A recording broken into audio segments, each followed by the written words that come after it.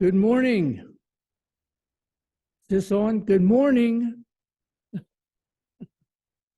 Welcome to the live in-person and live Zoom worship service of the Unitarian Universalist Church of Riverside.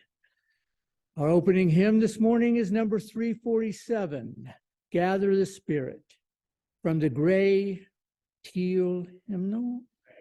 The Gray Hymnal. Feel free to sing as the Spirit moves you, but please only with a mask on. Please stand in body or spirit and join us in singing hymn 347, Gather the Spirit.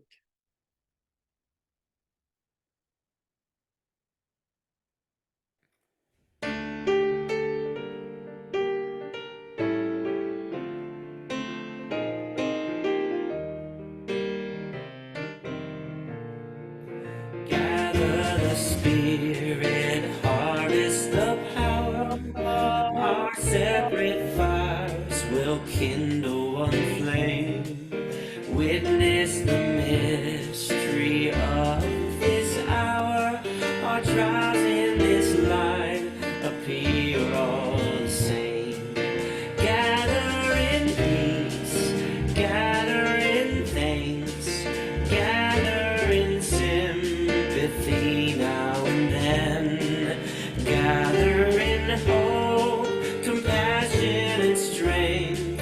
Gather to celebrate once again.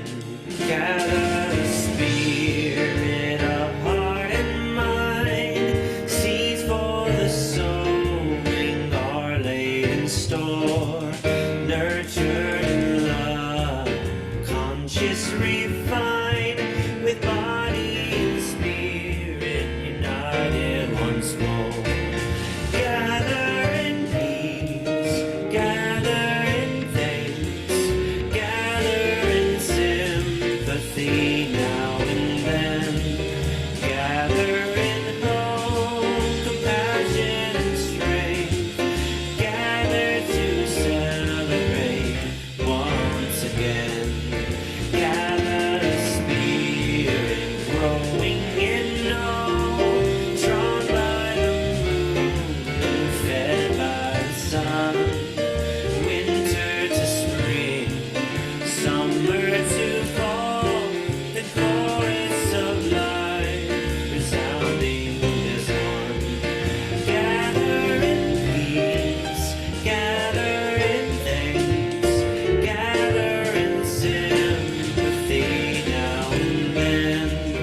Gather in hope, compassion and strength. Gather to celebrate once again.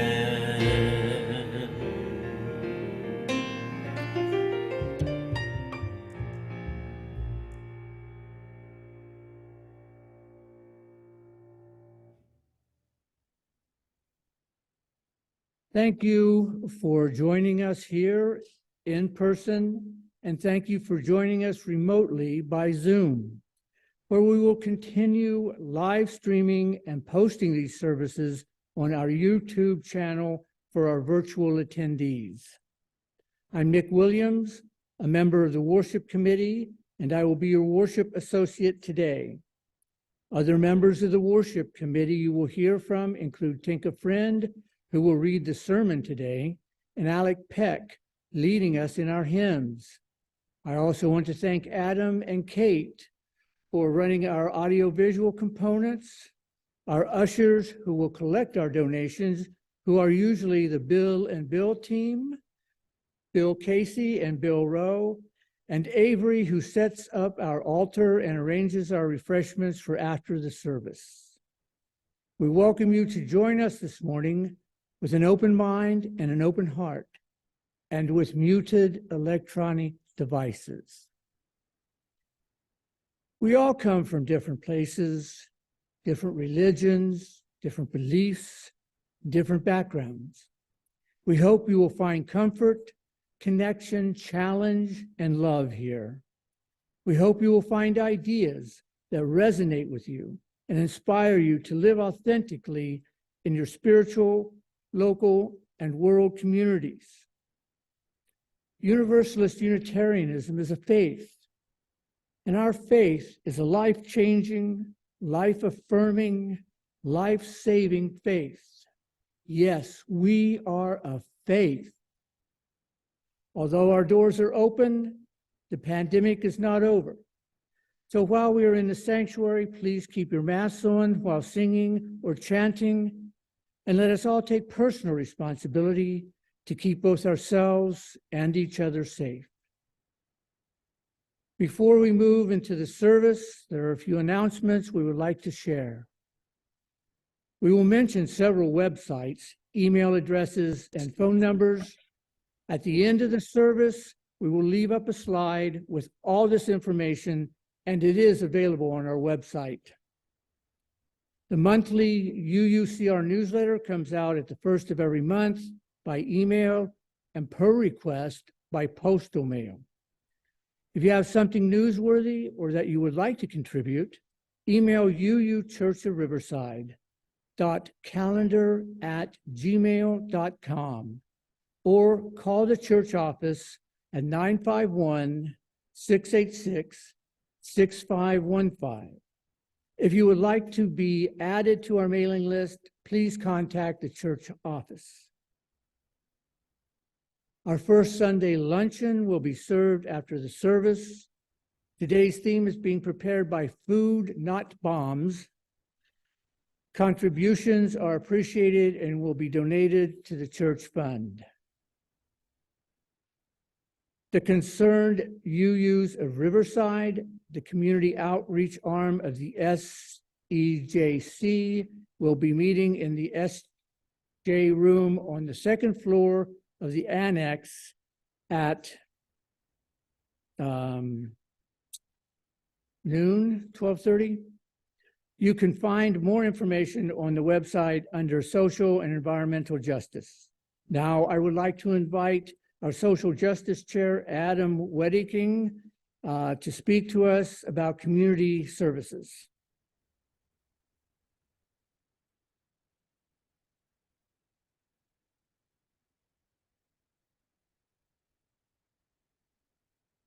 There are a couple of community events I wanted to let you all know about, and there are flyers on the welcoming table that you can grab.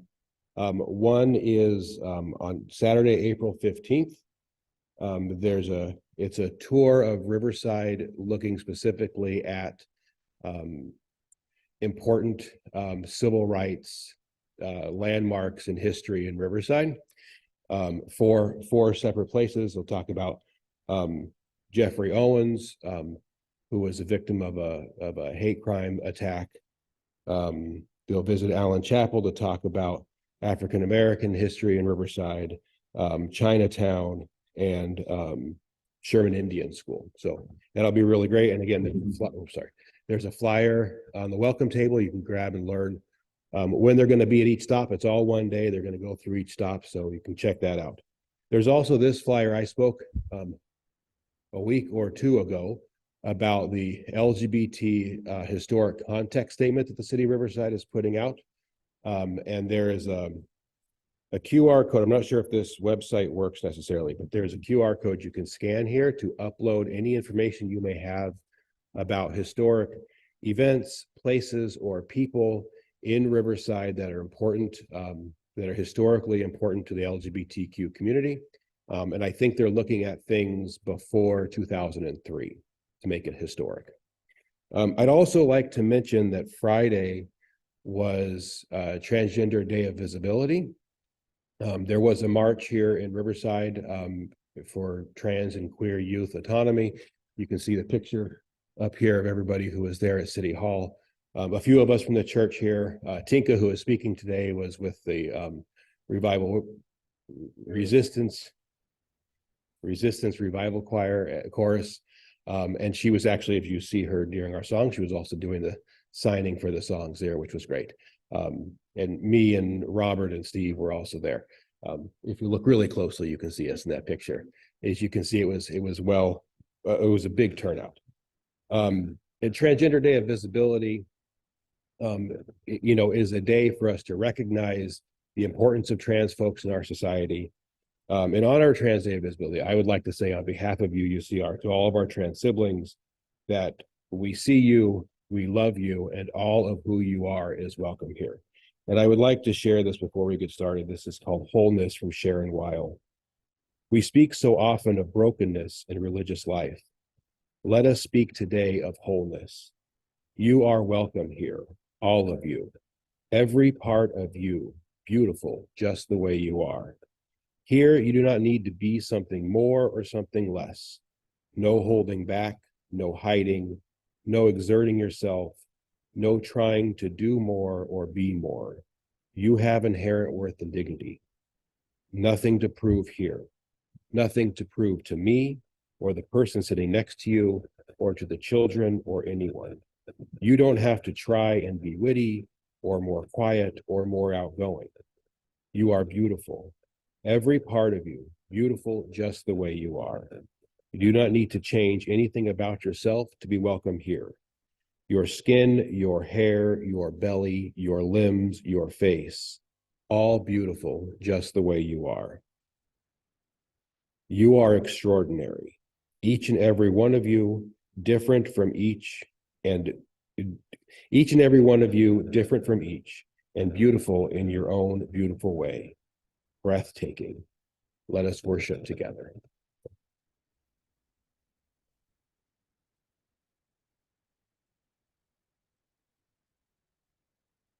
Thank you, Adam.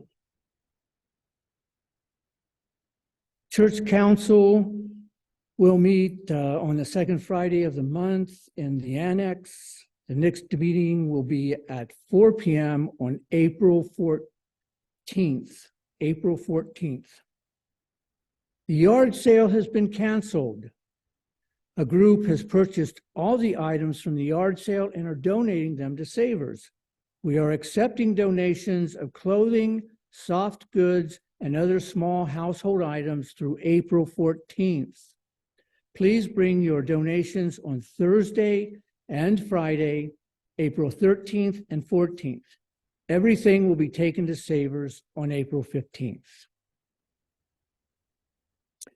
And now I invite you to sit back and take a slow, deep breath as we move into our worship hour. You are welcome to read with me the mission statement of our church. Our mission is to foster a diverse religious community that celebrates life, affirms the individual, encourages spiritual growth and open thought, and works to advance social justice and environmental sustainability. The Reverend Dr. Bruce Clark Clear was ordained in 1983, earning a doctorate from the University of Chicago School of Theology.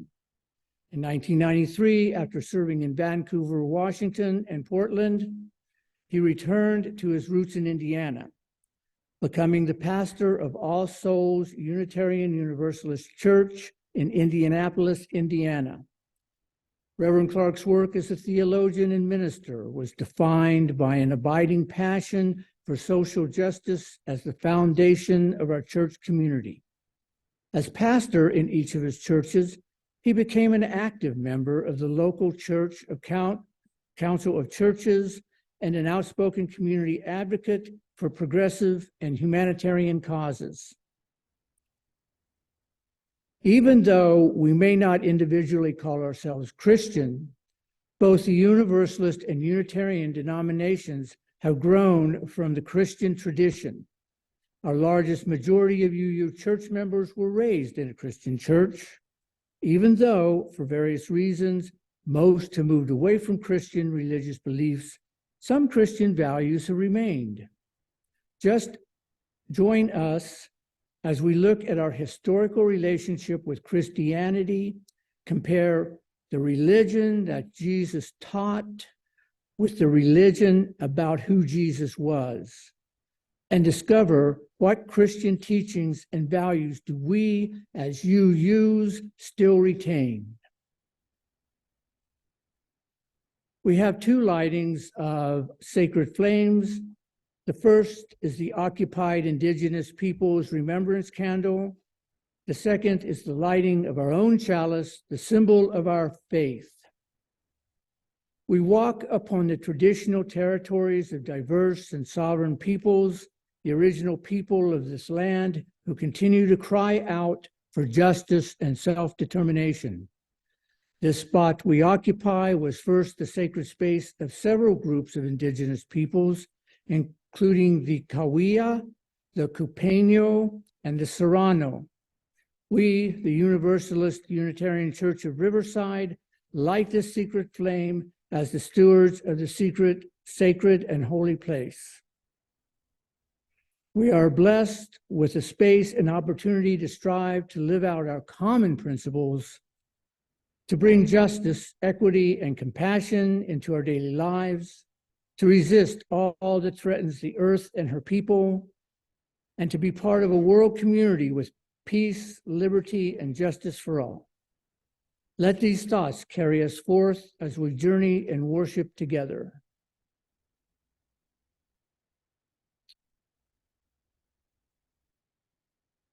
Today's reading for the chalice lighting is Love is the Doctrine of this Church, arranged by L. Griswold Williams, number 471, from Singing the Living Tradition. Love is the doctrine of this church. The quest for truth is its sacrament, and service is its prayer. To dwell together in peace, to seek knowledge and freedom, to live in service to humankind and all life in fellowship. Thus do we covenant.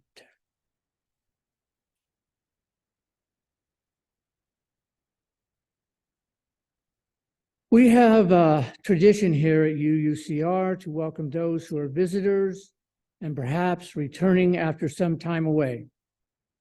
We know it can be uncomfortable to stand up and speak in front of others, and so I will now ask for a volunteer from someone who has been here a while to tell us your name, how you found out about our church. We ask you to step close to the mic and speak into it directly and clearly so everyone can hear. However, be aware that you will be visible on our Zoom camera and in the recording of this service, which is posted online. Do we have a church member who'd like to volunteer?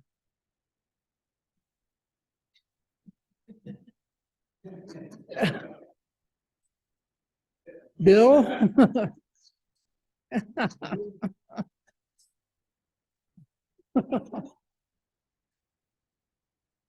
Nice. If brevity is the soul of wit, I frequently find myself on the other side of the spectrum. Darn it. At any rate, this is when I first heard of this place, I was feeling a need to reconnect. And I went there had been a drum circle, which was what I really needed at the time. And it was welcoming and uplifting. And as a pantheist, it was very good for me. However, it suddenly struck after the drum circle was over and we're clearing up and I've met all these nice new people and everything, that I'm sitting around in an architecture that is very Christian. And it suddenly struck me that there were people here who were basically not raised the same as I was, but welcoming. It is one thing when somebody who is a basic clone of your beliefs welcomes you. They welcome themselves. And there's nothing wrong with that. It's the steps to knowing another are difficult sometimes. But to know someone who is a bit different, but that their heart is basically in a good place, their wit is in a good place, how they got there is justified. To realize that you can be greeted and loved and not have to be a clone of someone else, it became important to me to keep track of these people. And over the decades, I've done just that. Thank you very much.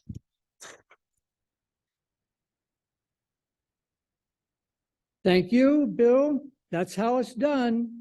If you're new here, a visitor, or an old friend, please raise your hand to stand and come up to the mic in front of the pulpit. If there's someone online who would like to introduce themselves, please raise your hand and we will call on you by Zoom. Please let us know who you are, where you are from, and how you found out about us speaking directly into the microphone.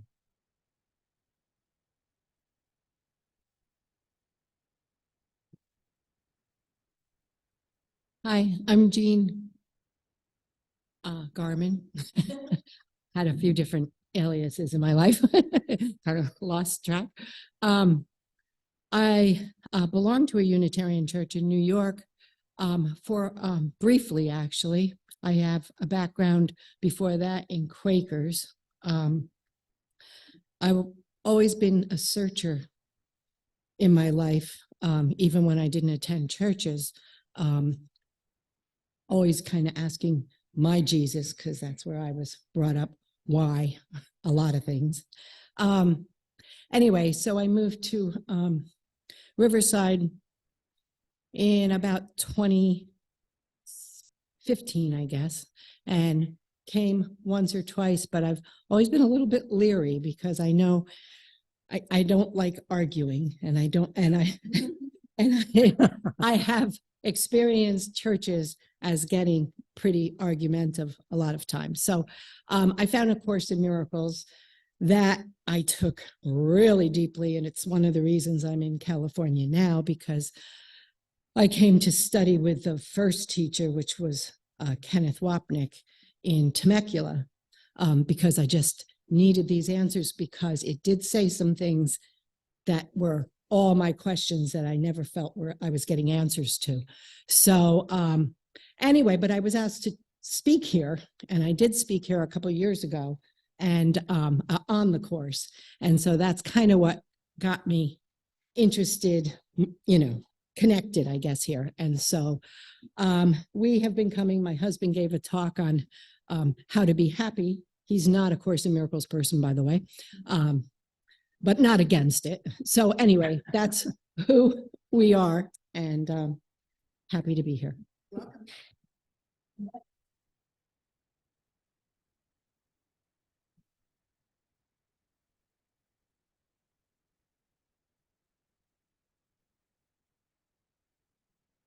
Welcome. My name is David, and I heard about this church back in. You can lower your mask Excuse me? while you speak. Okay.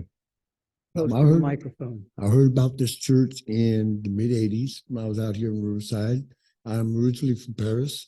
I grew up in Mead Valley, and so I'm local.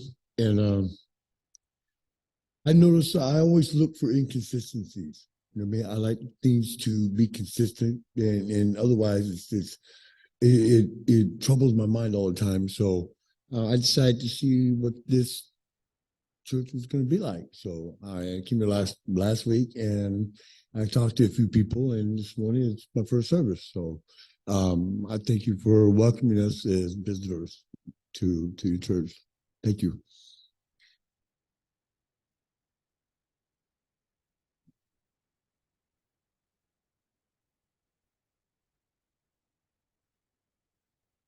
Anyone on Zoom, Adam? No one on Zoom. For any,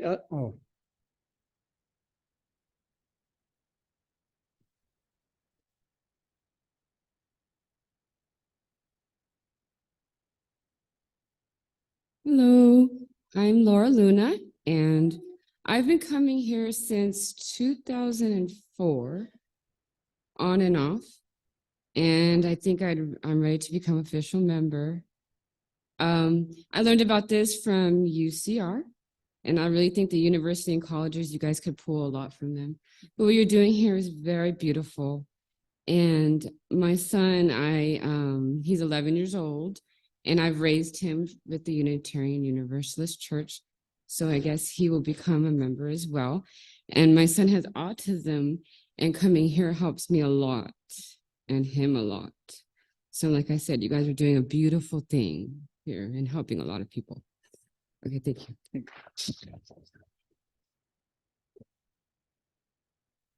anyone else would like to step forward? For our new guests, please join us for socializing and coffee after the service. We're also having our first Sunday luncheon. We love to chat with you out in the parish hall, where you can also find our visitors book. Please leave your name before you leave so that we know you were here, and leave your contact information if you would like to know about upcoming events.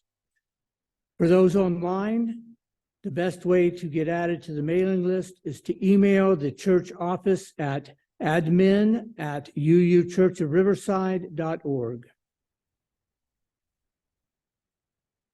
It is said that shared joy is a double joy. Shared sorrow is half sorrow. On the first Sunday of each month, we share the joys and concerns that we have received from you and which are collected throughout the month. First, I'm going to read the joys and concerns which were given to us. A joy, the colorful blossoming trees in our garden, waking up to bird song. Another joy, for the freedom to express our authentic beliefs without judgment.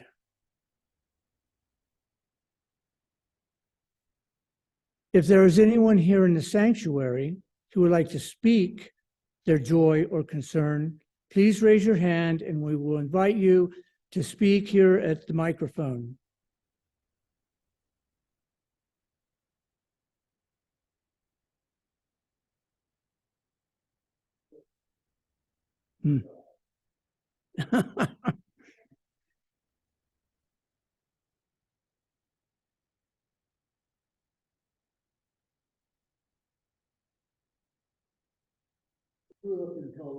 Say your name. William Casey, and I still grew up in Colorado. Now, I grew up with snow, and I miss it. Evidently, the amount of snow that I missed, Lake Tahoe and places up north have caught. A moment of prayer and a prayer for the strength of will for the people living up in Tahoe who are probably digging themselves out more than I thought. I like winter, but I think that about 8 feet of it on the roof is a little excessive. And I'm hoping that they can get their lives back on a regular track in short order.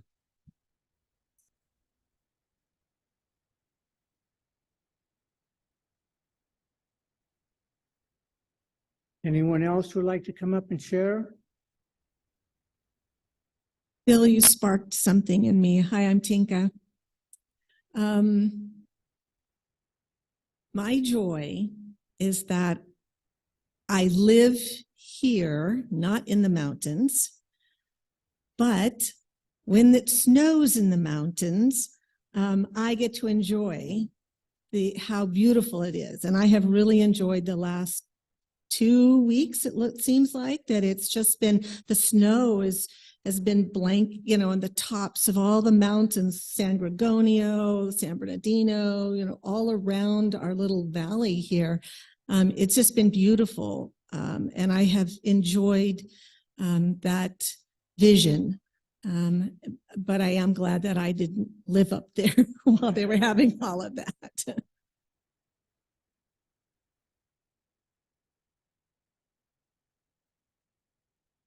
Alec.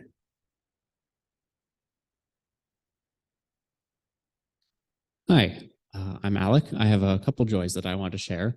One of them is actually on behalf of my partner, Margaret, who mentioned that they were going to write it in the book, but I think they forgot. So fortunately, I know what they were going to say. It was that, so for those of you who don't know, my partner, Margaret, is an astrophysicist who does their work on active galactic nuclei, which are giant black holes far away in space. And they got an award at the recent meeting at the American Physical Society for being one of the best presenters there and having one of the best presentations, which is really great.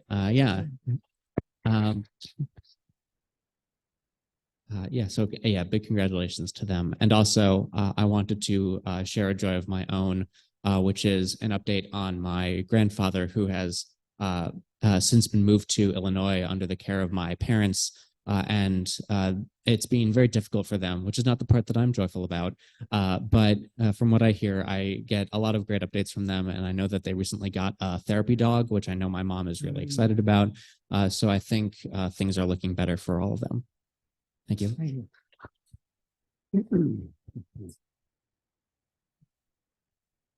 Walt?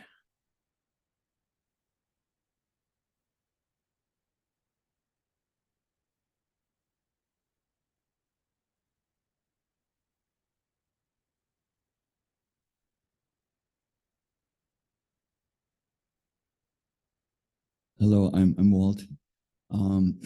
My great joy is the indictment and hopefully some more.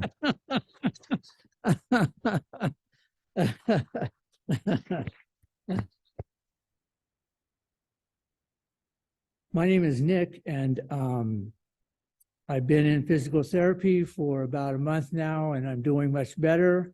Took a fall, but I got great bone density, so I didn't break anything. It's good to be feeling better than I have in a while. So that's a good thing. Another joy is that I have Sirius XM and can listen to Elvis 24/7. I'm concerned because my wife Tinka has to listen to Elvis 24/7. Is there anyone else who would like to share a joy or concern? One person online, yes.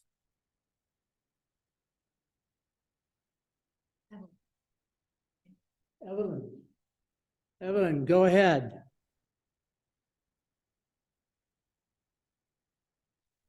You're muted, Evelyn. Oh yeah, sorry. I was clicking unmute and it was like saying I was not allowed to do it, and then it worked. Okay. I want to say one of my joys is just the beautiful weather. Like the weather has just been immaculate. The air has been clean. I've been going outside and just sitting in the grass, and it's been really nice. And I haven't been able to do that all winter. So it's been really nice lately. Yeah, that's it. All right, thank you. Tinka will place a stone, and is there anyone else? Any others? No, okay, one more. Sorry, one more, I forgot. All right. Again, I'm still Tinka. What Adam mentioned earlier about transgender Remembrance Day on Friday, wasn't it? I think it was Friday. It was a wonderful, wonderful experience. We had, there were representatives of the, how do I want to phrase this? We had representatives to speak, elected representatives at the federal, state, and local city level to speak, all of whom belong to LGBTQ group. That was so fantastic to see. The speakers, the marchers, everything. I was so thrilled to see there was a group of about 8 deaf people that were there. And it just was a wonderful celebration. It really was. It was a celebration of loving yourself and being loved and accepting. And it was just a really wonderful experience. And I'm glad I had an opportunity to be a part of that. And then immediately afterwards, I went over to the Civil Rights Institute, where I participated, spent the evening there, where 32 African-American local women were celebrated and honored. That was another wonderful experience. So that was a joy. The stone. Tinka will now drop a stone in our water chalice to represent the joys and concerns we have shared with our church community, and in recognition of those we hold close and who have not shared. May we remember those who have spoken, those they have named, and those we hold in silence in our hearts. Our next hymn, Spirit of Life, number 123 from the gray hymnal. Feel free to sing as the Spirit moves you, but please only with a mask on. Please stand in body and spirit as you are able and join us in singing number 123, Spirit of Life.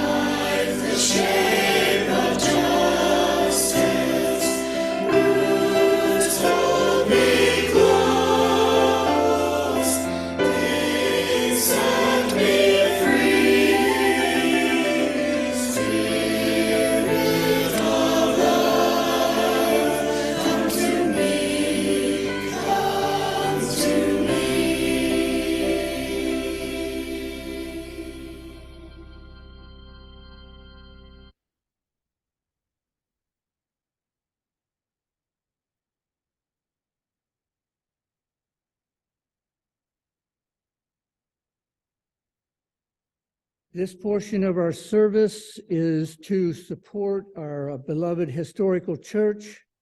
This can be accomplished in several ways. In addition to the weekly collection, you may send your checks to the church address, which is shown here.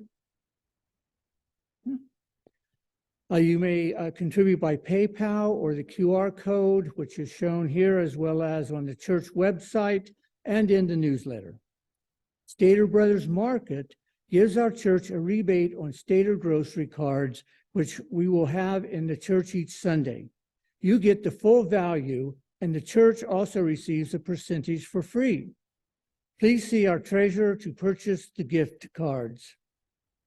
Please donate as the Spirit moves you and by whatever method works best for you.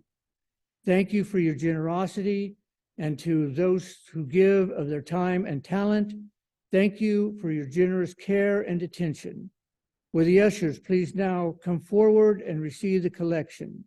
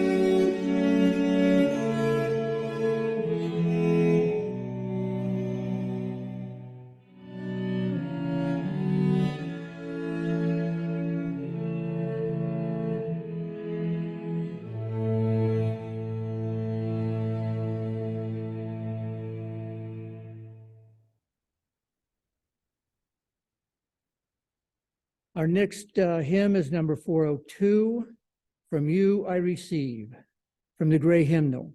Feel free to sing as the Spirit moves you, but please only with a mask on.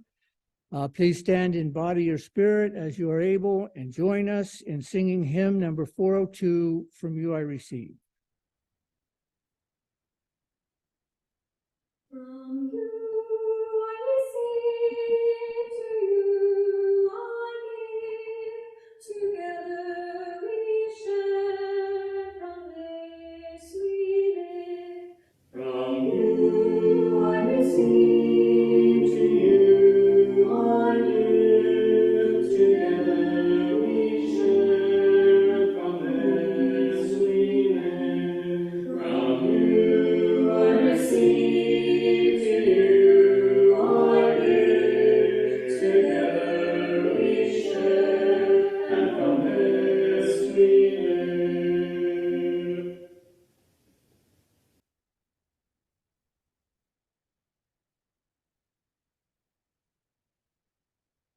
Our meditation today is Unitarian Universalist Confession by Mary Edis. Please join with Tinka and I in reading the bold italicized lines. Here we are gathered, humanist and Christian, non-theist, Buddhist and Jew, pagan and seeker, a Unitarian Universalist congregation. Let us confess what we know to be true. We are quick to proclaim our faith, but slow to live the teachings of that faith as it has been handed down to us across every generation. From prophets, preachers, sages, scientists, historians, and poets, great thinkers of every age. From ordinary women and men who would have us understand what it is to be and what it is to love the neighbor. We are quick to judge one another, but slow to act for justice, equity, and compassion in human relations. We are quick to ignore or smooth over broken places among us, too fearful to work for peace and healing. We are quick to share our knowledge, but slow to temper that knowledge with the love and wisdom that leads us always closer to the truth. In small and large ways, we are overwhelmed by all we cannot do. For all the times we fail to affirm and promote the inherent worth and dignity of every person. When we do not affirm and promote the goal of a world community with peace, liberty, and justice for all.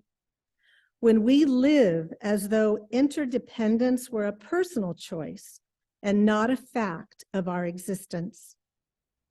We ask forgiveness of one another, and we vow to begin again in this and every moment.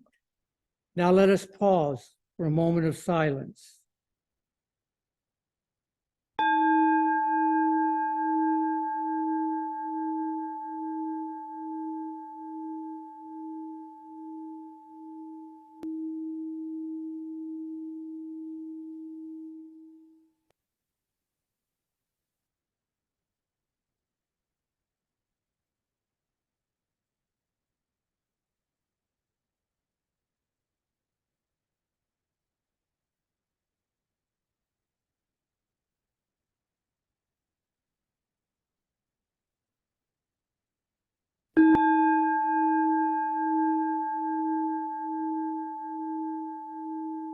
Now I would like to introduce Tinka Friend, speaking to us on the Christian in me.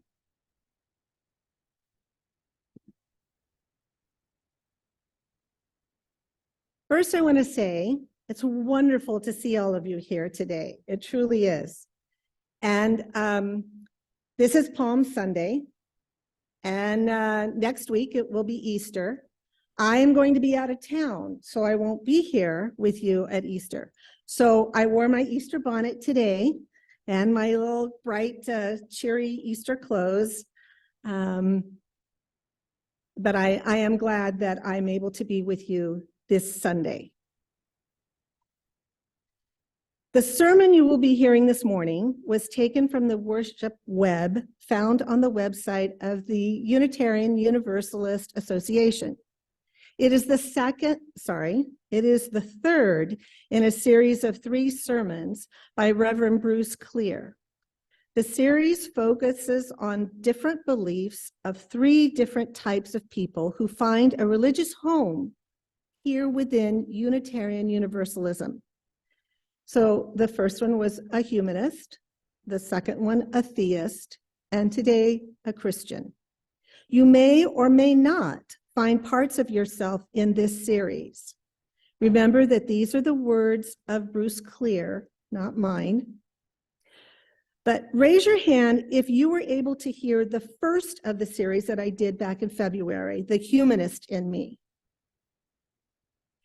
And what about the second, which was The Theist last month? Okay, well, today we present the third and the last of the series, The Christian in Me.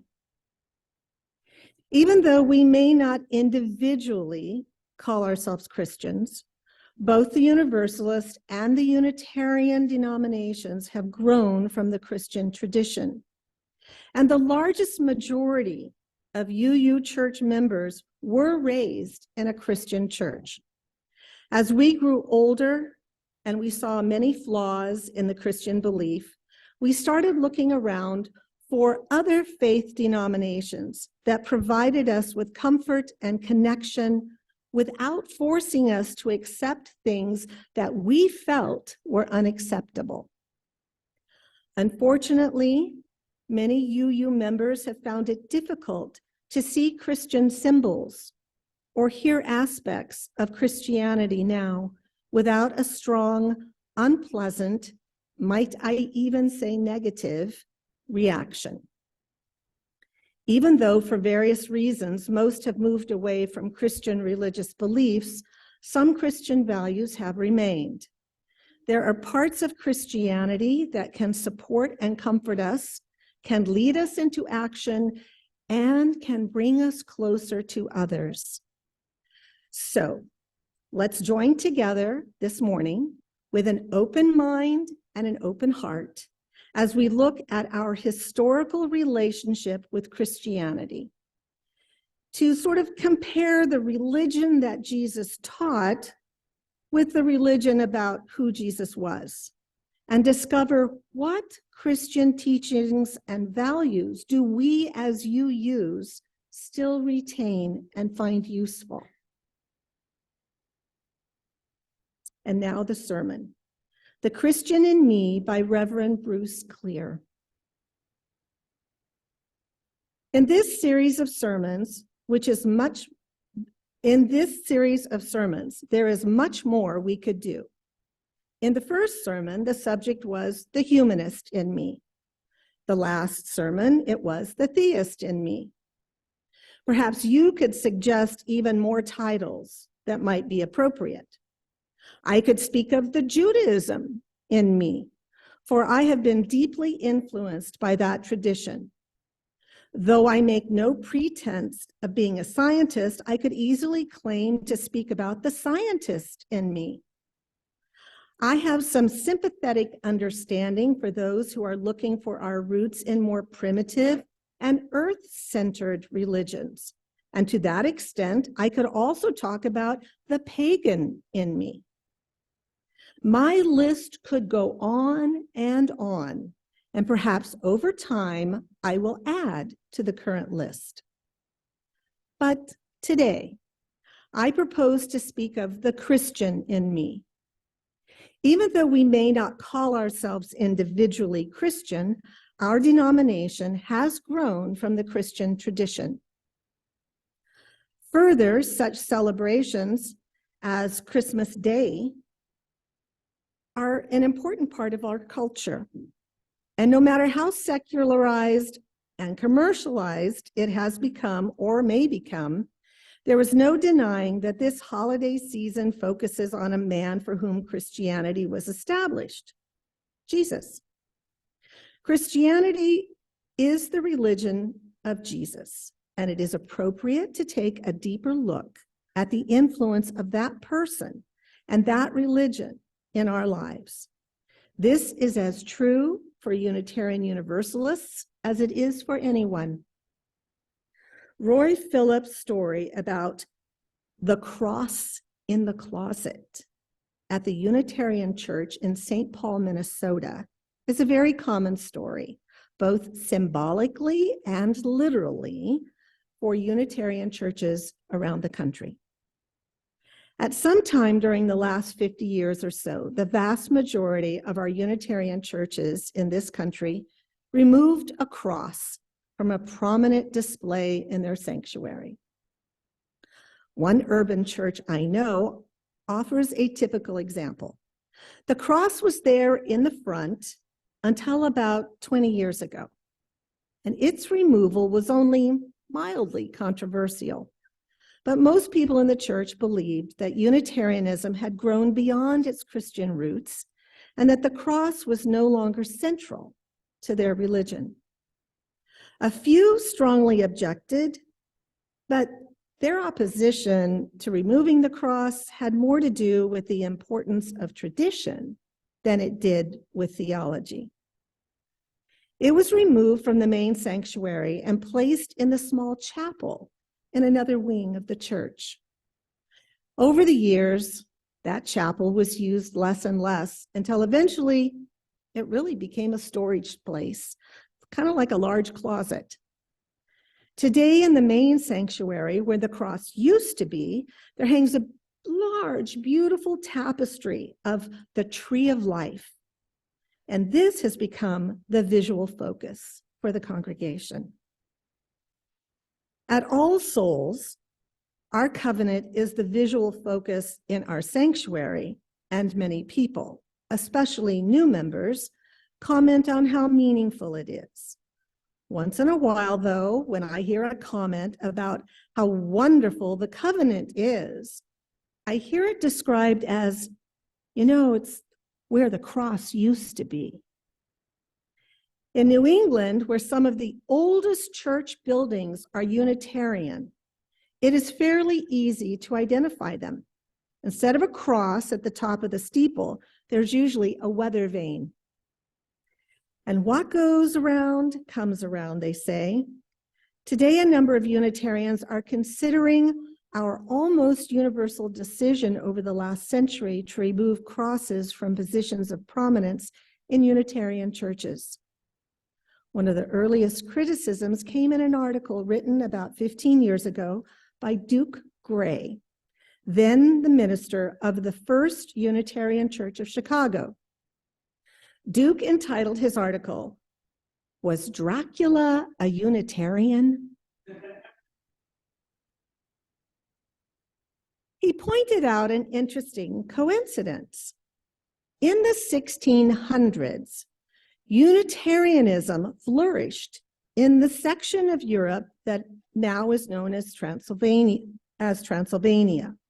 Of course, today, Transylvania is best known as the legendary home of the vampire Dracula. The legend of Dracula, he reminded us, includes this curious fact. Dracula was frightened of crosses.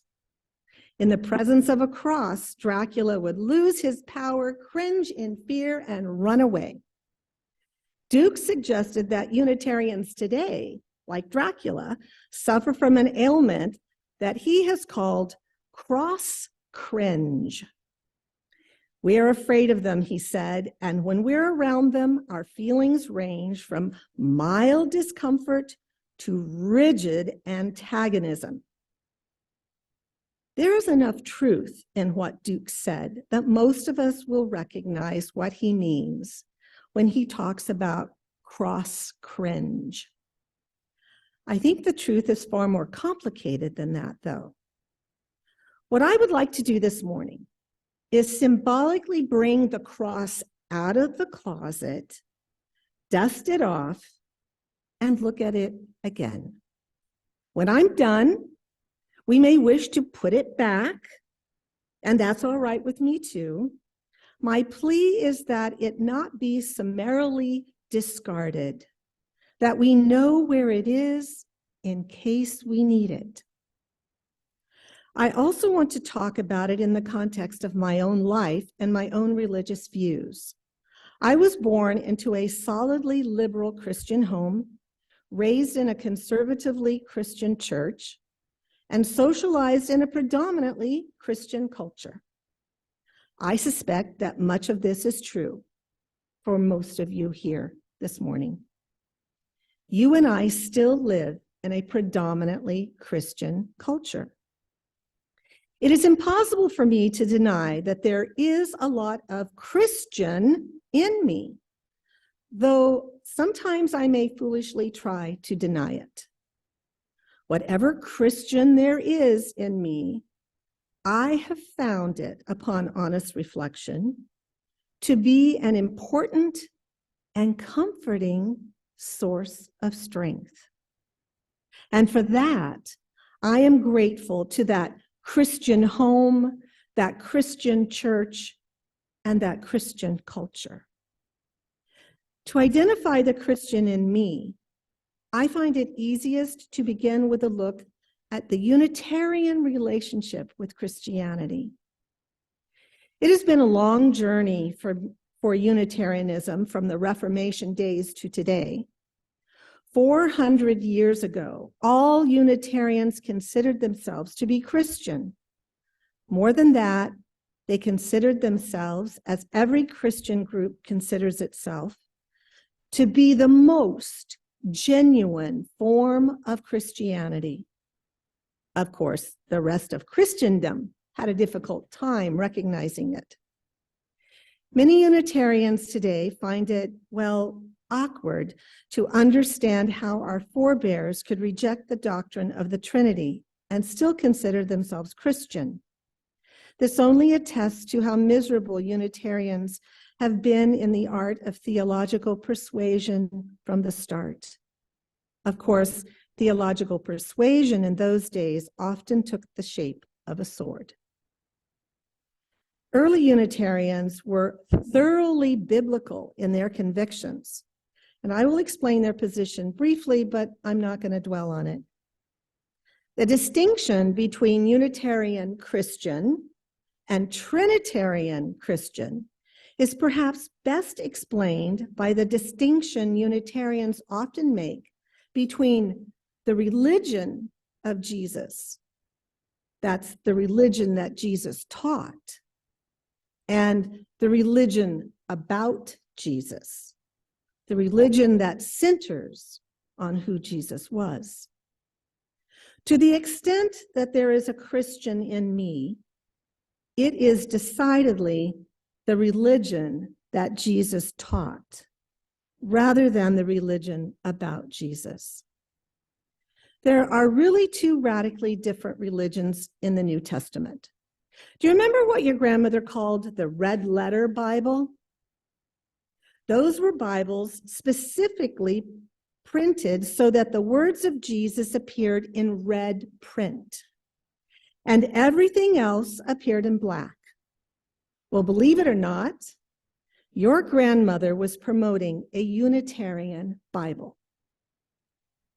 Because if you examine only the words of Jesus, that is, the teachings of Jesus, you will find nothing remotely resembling a Trinitarian formula, which asks us to worship him as if he were a God. Nothing. All such talk came from those who lived after Jesus did. The religion that Jesus taught was primarily ethical, how to live rightly, how to treat others.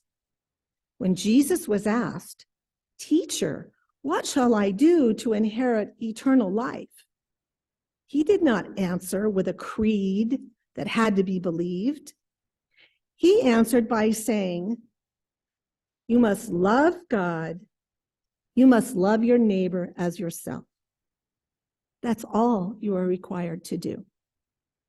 And he then illustrated that love by telling the parable of the Good Samaritan, which you will recall is a story of ethics, not about dogma. Nothing, absolutely nothing, was mentioned about believing some creedal statement concerning the nature of the Godhead. The religion that Jesus taught was thoroughly ethical. It was not theological. If you wish to know the religion of Jesus, don't dwell upon the edicts and proclamations of churches through the ages. Look to the red-lettered words. Take, for example, the Sermon on the Mount. Here, Jesus offers ethical advice. So whatever you wish others would do to you, so do to them. This has been received through the ages as the golden rule. Seek reconciliation with those whom you are in conflict with. In fact, love your enemy and pray for those who persecute you. He offers advice on moral humility. Why do you see the speck in your brother's eye, but do not notice the log that is in your own eye? First, take the log out of your eye, and then you will see clearly the speck of your brother's eye. He offers comfort to those who were troubled. Blessed are the meek, for they shall inherit the earth. Blessed are those who mourn, for they shall be comforted. He advises spiritual humility, telling people not to pray in public like the hypocrites, but to practice your piety, your prayer, your spirituality in private. He offers hope and aspiration. You are the salt of the earth. You are the light of the world. Let your light shine so that others may see your good works. This is the religion that Jesus taught. And if it be Christianity, then there is a Christian in me.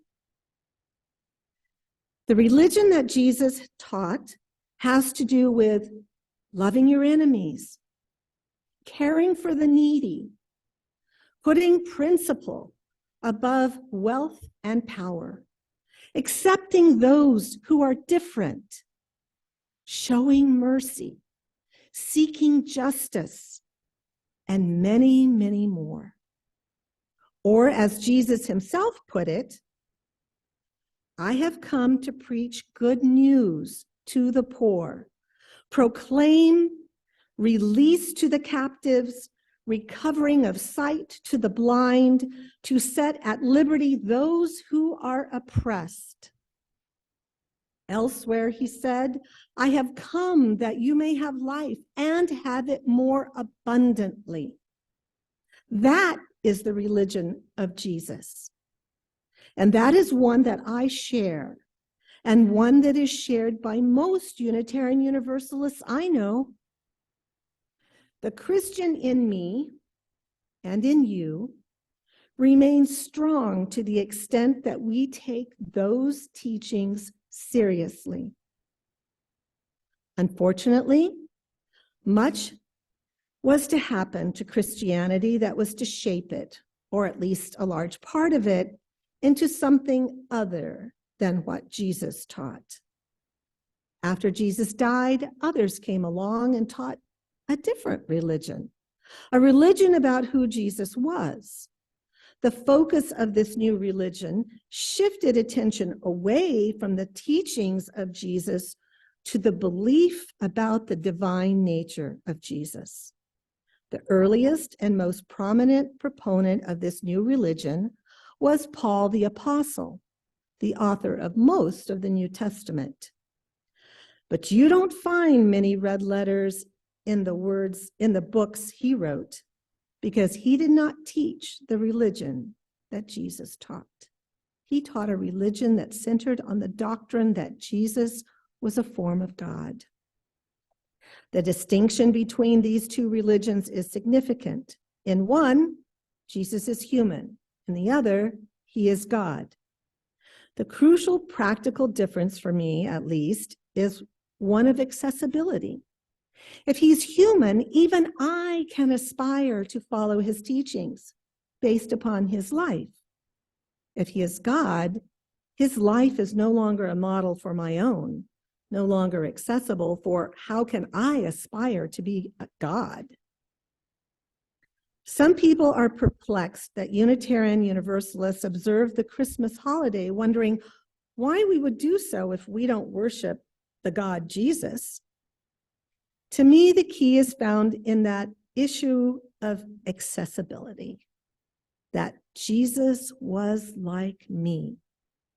The Christmas story is the story of a birth of a child in the most humble of surroundings, being raised in the most ordinary of families, but a rising to the heights of moral and spiritual accomplishment. To me, the story loses power if, in fact, the ordinariness of the person Jesus is left out of the plot. Christmas is a universal metaphor that only gains in its power if the story is a person like me and you.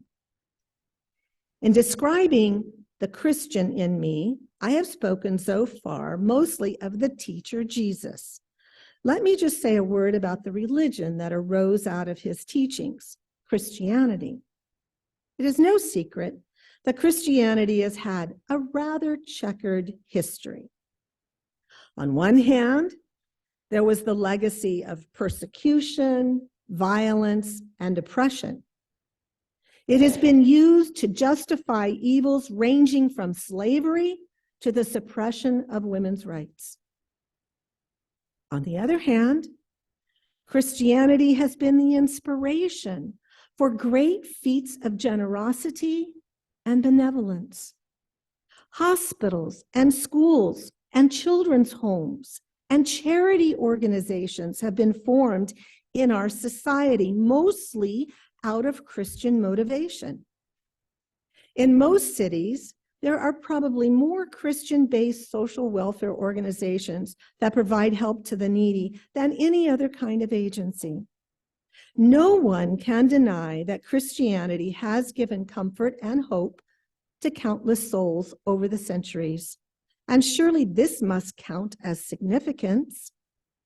In an 1821 sermon, one of our great Unitarian ministers, William Ellery Channing, spoke of how Christianity has been a support to the great masses of people, even those who don't fully understand their own faith.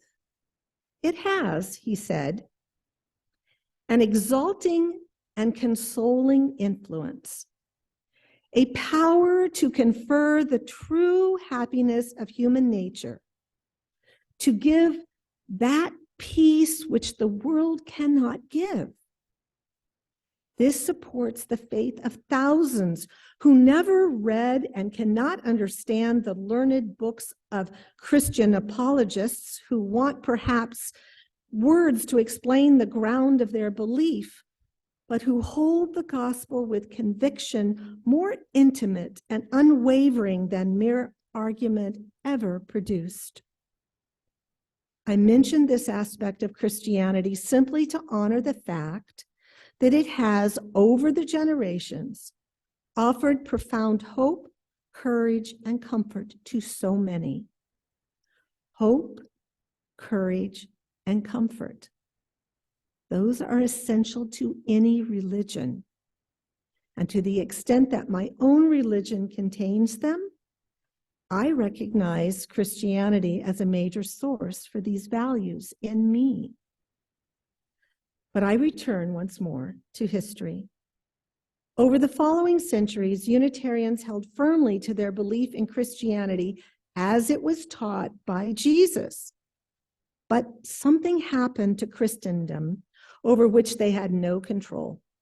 It became increasingly obvious that Paul's view of Christianity, a view that defined Jesus as the object of worship, had become widely accepted as the norm. The religion that Jesus taught became secondary. I returned to Channing. Over 150 years ago, Channing knew that Christianity was becoming defined differently from the intent of its founder.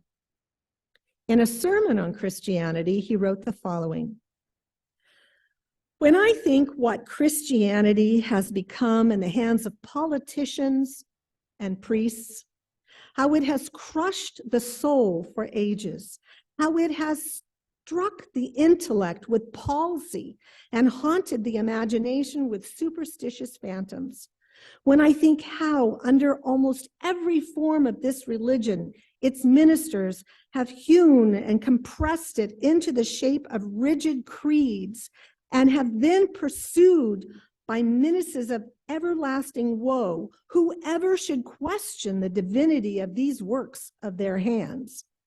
When I consider, in a word, how under such influences Christianity has been and still is exhibited in forms which shock alike the reason, the conscience, and the heart, I feel deeply, painfully, what a different system it is from that which Jesus taught." I make no bones about it and no apology for it. Unitarians lost the battle over what defines Christianity, and it took them a long time to realize that they had lost. As recently as 100 years ago, most Unitarians still held tenaciously to the view that theirs was an authentic Christian religion. It was too painful to let go of that view. So in the last century, many Unitarians have let go. And the cross, for the most part, has been placed in the closet for safekeeping. Letting go was not easy. In the 1880s, the debate centered on a statement of covenant for Unitarians and whether it should recognize that we follow the lordship of Jesus or the leadership of Jesus. Leadership won out, and later the phrase became the Spirit of Jesus.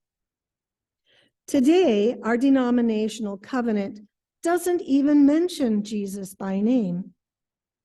Instead, it recognizes the contributions of Jewish and Christian teachings which call us to respond to God's love by loving our neighbors as ourselves. The religion that Jesus taught is still very much a part of us. But the religion that it is taught about who Jesus was, which today seems to now own the name Christianity, has little to do with who we are. We as Unitarians. I tell this story of the Unitarian journey with Christianity because it sometimes is parallel to my own story and to the story of many Unitarians today. What the Unitarians experienced over 400 years of history was a grand scale metaphor for what I experienced as an individual when coming into adulthood. While running from adolescence into adulthood, I tripped over a paradox. It was right there in front of me, but I couldn't avoid bumping into it. What churches say Christianity is not what Jesus said, but it is the churches, not Jesus, that have the final say. So at some point in my life, and I cannot isolate it to a specific day or even a specific year, but at some point, I realized that I had to contend with myself not being a Christian. I had to let go of that label, even though much of Christianity remained in me. And so the symbolic cross was stored away in some symbolic closet. And it's too bad, really. I never lost respect for the religion that Jesus taught. Of all the things he said, there are only a few with which I disagree, and there are a few that I don't understand. But the vast majority of his teachings I find to be profound, inspiring, and true. But since the churches seem to define a Christian differently, most of us have forsaken that label and closeted the symbol of the cross.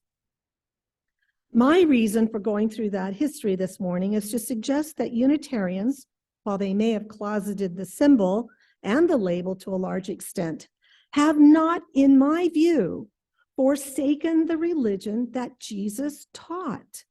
At least, I don't feel I have. I have said that most of us have forsaken the label Christian. I am quick to point out that there is a significant movement within our denomination known as the Unitarian Universalist Christian Fellowship. This group of Unitarians proudly and gladly claim the Christian label. And I suppose I'm proud and glad that they do, for they refuse to let others define it for them. In many of their Unitarian churches, the cross is still prominently displayed. I once spoke at a UU church in Rhode Island that has a large cross dominating the sanctuary, and they repeat the Lord's Prayer, which they call the Prayer of Jesus, each week. As I said earlier this morning, that I want to bring the cross symbolically out of the closet, dust it off, and look at it again. It is important to do this from time to time, I think, because Unitarians, myself included, too often succumb to a very unhealthy trap. A key cornerstone of our outlook is tolerance. One cannot understand our principles without knowing how important it is for us to practice tolerance of other religions. We learned this mostly by being a minority religion ourselves.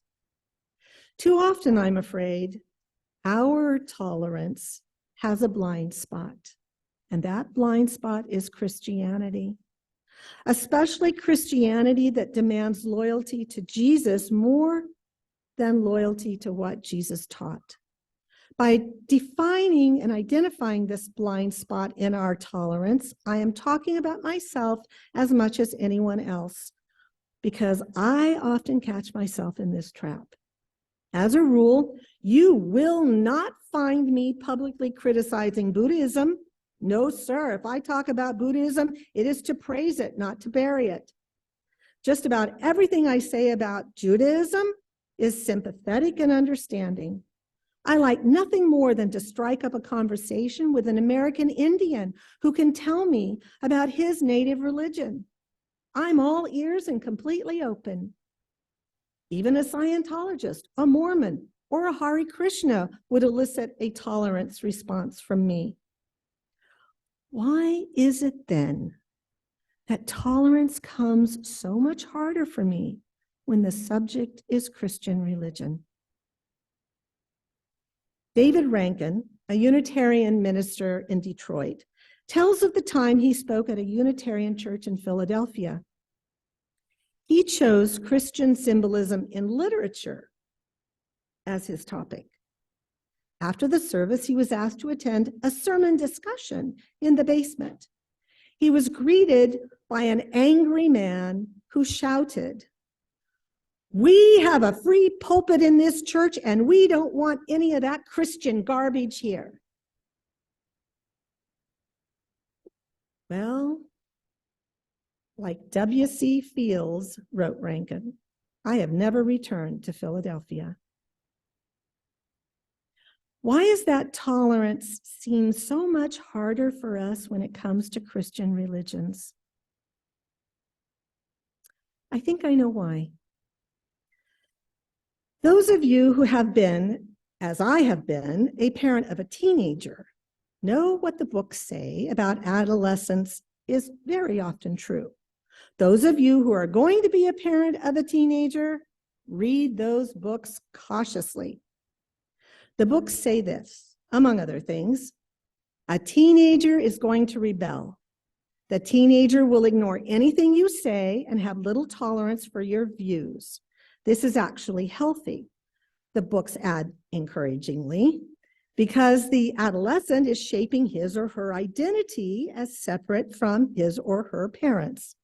If all goes right, after the teenage years, when the adolescent has a secure self-identity, then he or she will be able to relate maturely again with the parent on equal terms. They may disagree, but they won't be quite as disagreeable. Or so say the books. Well, Jesus might say as a parable, Unitarianism is like unto a teenager. Christianity is our parent. It gave us birth. After a very long childhood, we are now in our long teenage stage of rebellion, creating a separate identity, which is healthy, I suppose. Like any other teenager learning separation, we have very little patience for our parent. I suspect that may be why we find it easier to be more tolerant with Rastafarians than towards Baptists. This analogy could of course be taken far too literally, but the lesson is sound, I think. It takes a certain maturity to be tolerant, and it takes a certain security in one's own identity to risk being tolerant. Part of being tolerant with regards to Christianity is recognizing and honoring the Christian in us. I've taken the cross out of our closet today in part to remind myself and to remind you that our religious parent does indeed have something of value. And I hope that by taking it out once in a while, we can find it easier to understand and appreciate its value and not be threatened by it. We will probably not make the cross central again, especially as long as Christianity remains a religion about Jesus more than a religion of Jesus. Nor would I want the cross central if that means restricting or narrowing our religious search and vision. But neither should we altogether remove the cross and the tradition it represents. We should take it out once in a while, dust it off, and honor it. Like the cross at the Unitarian Church in St. Paul, move it around. Now you see it, now you don't. And this ends the final of the 3 sermons by Reverend Bruce Clear. Our closing hymn is We Are, which will be projected. Feel free to sing as the Spirit moves you, but please only with your mask on. Stand in body or spirit and join us in singing We Are.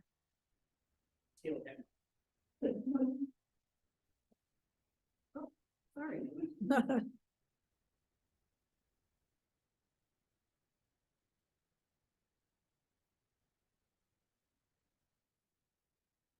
For each child that's born, a morning star rises and sings to the universe who we are. For each child that's born, a morning star rises and sings to the universe who we are. Oh, for each child that's born, a morning star rises and sings to the universe who we are. Oh, for each child that's born, a morning star rises and sings to the universe who we are.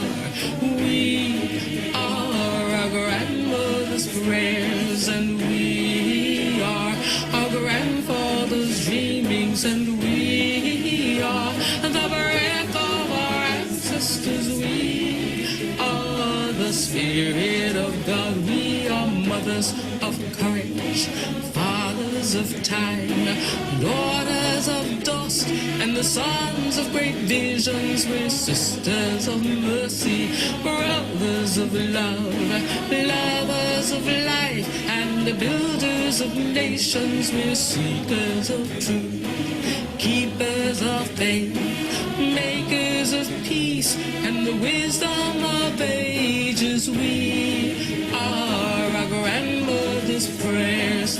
We are our grandfather's dreamings, and we are the breath of our ancestors. We are the Spirit of God. We are mothers of courage, fathers of time, daughters of dust, and the sons of great visions. We're sisters of mercy, brothers of love, lovers of life, and the builders of nations. We're seekers of truth and keepers of faith. We are makers of peace and the wisdom of ages. We are our grandmother's prayers. We are our grandfather's dreamings, and we are the breath of our ancestors. We are the Spirit of God. We are our grandmother's prayers, and we are our grandfather's dreamings. We are the breath of our ancestors. We are the Spirit of God. For each child that's born, a morning star rises and sings to the universe who we are. For each child that's born, a morning star rises and sings to the universe who we are. We are one.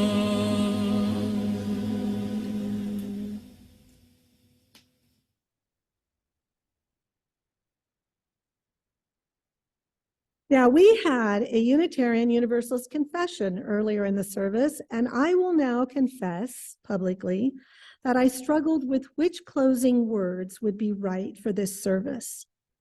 I felt that the sermon's message was so important and powerful that I didn't want to just pull out any old writing to read. So I wrote one that focused on what represented the cross here in our church, our own Jesus window. That writing that I did was powerful, so much so that it inspired me to start writing a future sermon of my own about my journey within the Unitarian Universalist Christian Fellowship. So I put those closing words aside to use with that service, and I found myself again without any closing words. Nick mentioned this earlier, actually. Nick listens to Elvis Presley constantly. And after hearing Elvis's rendition of the gospel song, Precious Lord, I typed out those lyrics to use. Then yesterday, as I was rereading the sermon in preparation for this morning, the theme of tolerance that Reverend Clear ended his sermon with just stayed in my heart and kept repeating. And so I wrote these words for the closing words for today. May tolerance abide with me.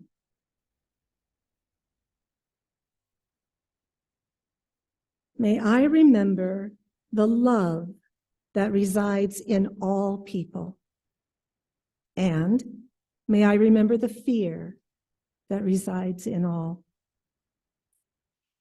May I remember the worth that resides in all people. And may I remember the shame that resides there too. These things will always help me to be tolerant. May I remember the understanding that resides in all people. And may I remember the confusion that resides in all. May I remember the kindness that resides in all people. And may I remember the frustration that resides in all. These things will always help me to be tolerant. May we always remember not to judge. May we always remember to give the benefit of the doubt. May we always remember to keep an open mind. May we always remember to keep an open heart. May we remember that love resides in all of us. May we always remember to look for it. And may tolerance abide with us in each and every moment. Amen, namaste, and blessed be.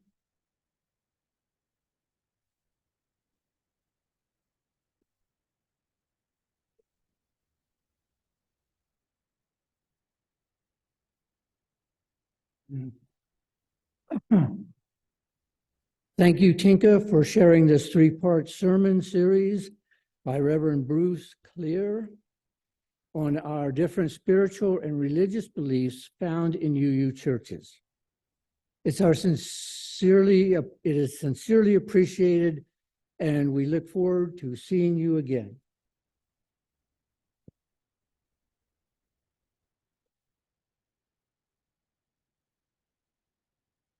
For those of you who would like to stay in the sanctuary for 10 to 15 minutes to share some discussion or observations from the service, please remain in the sanctuary or online. Please be aware that these comments will be posted online. For the rest of you, you are now welcome to adjourn to the parish hall where we are having our first Sunday luncheon. So, are there anyone who would like to share with us? Come to the microphone. Speak close and clearly into the microphone and give us your name, please. My name is Joseph Pickett, and while the sermon was being conducted, it reminded me of a scene in Monty Python's Meaning of Life, where they had a group of people gathered together to talk about what the meaning of life was. And they had this speech where they outlined, how it was to cultivate a spiritual thing that wasn't necessarily, the way that Orthodox Christianity taught it was. And they came to that conclusion, but they also came to the conclusion that people were not wearing enough hats. And so the discussion went on and to a confrontational argument about, why people aren't wearing hats. Why was that an important topic? And it totally sidetracked the entire issue of the spiritual concepts that they had. That reminded me of the difference between the teachings of Jesus and the religion about who Jesus was. So that's what came up in my mind. Thank you. Thank you.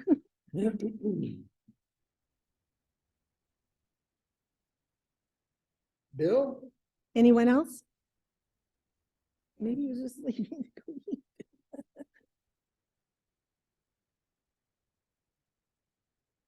There was once a humanities class that I had that that talked about the coming of Christianity to the pagan world. And it caused me to look at that annoying factor that, it's that point where you want to be right, you want to be center stage, and somehow you got moved away from that place of being center stage and realizing that in certain areas you were kind of out-argued. And, I'm on the pagan side of the street mostly. And at the same time, I had to admit that there was a new movement and a new change had happened. And one of the things that had struck me, they said, what do you have to bring about Christianity's rise into the ancient world? And I had the line that came immediately to my understanding was one-stop shopping. That literally I could sit there and pray to Poseidon that the waves would not take me, and yet at the same time come onto shore and feel maybe lost spiritually and say, okay, so I caught a bunch of fish and the good Lord, the Lord of the Oceans was kind enough not to drown me, and I made it back home, and everyone who's with me is safe.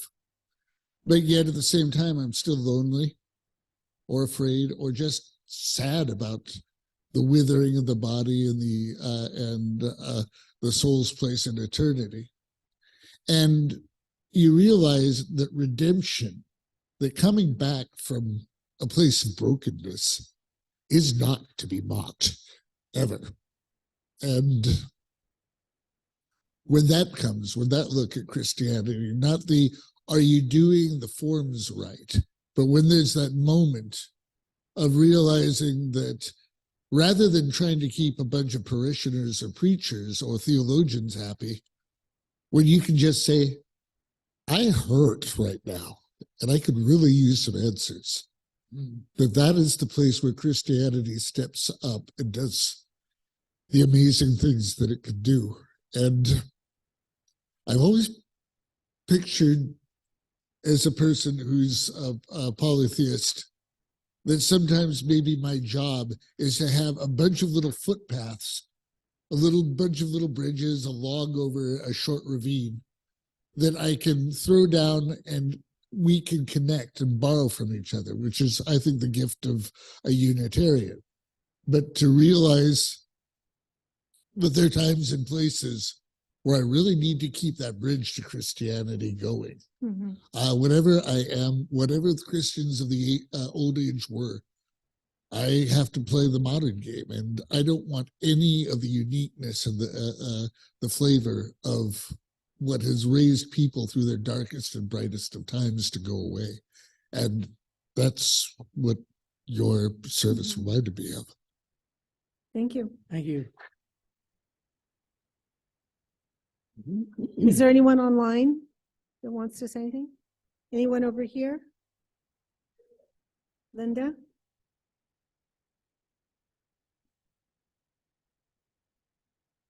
I have a brief advertisement. We do offer the Course of Miracles at this church. It is basically based on the fact that people either come from a place of love or they come from a place of fear. And the miracle is learning the ways of being able to be in a place of love where what your mind throws at you is a place of fear. We are restarting the book the beginning of May.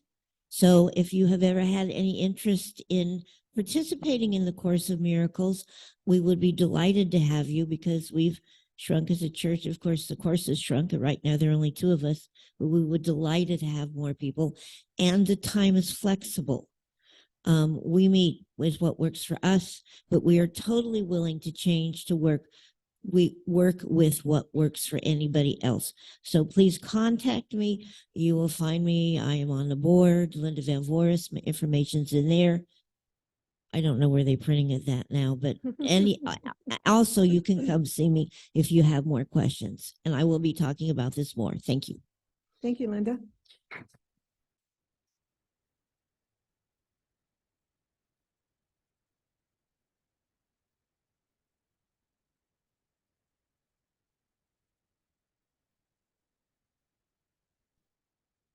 Two things. The cross. Last August I went to Sandals Church, which is in High Grove, near where I live, and they really hammered on the idea of Jesus was placed on the cross for all of us to go to heaven, and that rusty nails were used, and they really hammered that home. So on the one hand, I get a little bit tired of the association of the cross with ultimately the idea that you get to go to heaven and live there, and everybody else who doesn't believe dies. That's the first thing I wanted to say. The second is about compassion, watching what you say. I am lucky that I get to go to an antique gas and steam engine museum in Vista, California, where I show electrical gadgets. And it's a very religious, very conservative place. I have to watch myself what I say about politics there, but they tolerate me to show my things as long as I behave. But I did notice that when someone would say, elderly ladies there would say to me something about, oh, well, you, of course, believe in God. And I say, well, actually, no, I don't. The fear in their eyes, after a while, I realized they would say, well, you must. And I would pursue saying, oh, no, and I'd give my arguments, scholarly thing. Well, scholarly. In philosophy class, they said, if you believe there is no start to the universe, then there is no God. But if there's a start, then there has to be a prime mover. And so I gave her that. Anyway, the fear and the terror and picturing that the heartbeat of that lady was going up higher and higher. And I realized that I could cause a heart attack. And so seriously, I think about that. I no longer argue that way. I'm very careful. I look at the person, if it's somebody elderly that I think it will be a threat to, because my purpose isn't to cause somebody to have a heart attack or to be stressed. And so I have to be careful. Thank you.